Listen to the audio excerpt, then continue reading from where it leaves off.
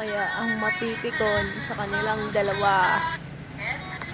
Nalagyan na ng isa.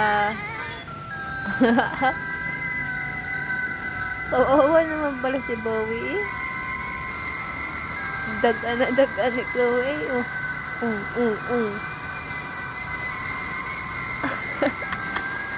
Hindi na nakatayo. Uy, Bowie, tayo, dali. Bowie, tayo. Sige. Tagalan mo, dali.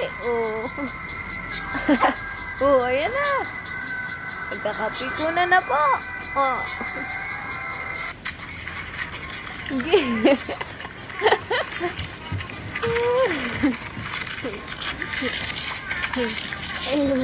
Dagan na naman.